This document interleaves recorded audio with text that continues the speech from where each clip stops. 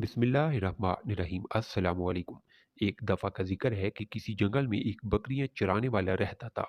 वो हर सुबह सवेरे गांव से बकरियां लेकर जंगल में चला जाता था और शाम को बकरियां चराकर वापस गांव आ जाता था।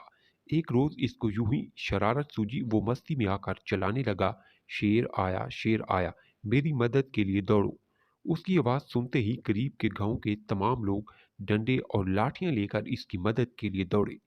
बकरियां चराने वाले के पास पहुंचे तो देखा कि वहां कोई शेर मौजूद न था।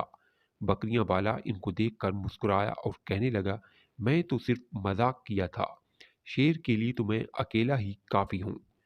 चंद दिनों बाद बकरियां चराने के लिए वो फिर जंगल में गया और फिर वही मजाक किया, शेर आया।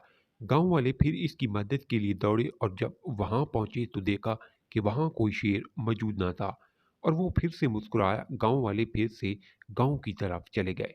एक रोज खुदा का करना ऐसा हुआ कि सचमुच शेर आ गया।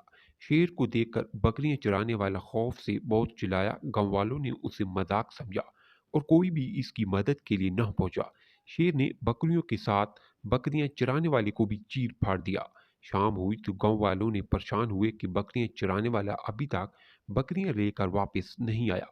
जब जाकर देखा तो बकरियां और बकरियां चराने वाला हलाक हुए पड़े थे। बकरियां चराने वाले को अपने झूठ की सजा मिल गई। नतीजा, झूठ का अंजाम बुरा होता है। अगर आपको कहानी अच्छी लगी है तो चैनल को सब्सक्राइब जरूर करें।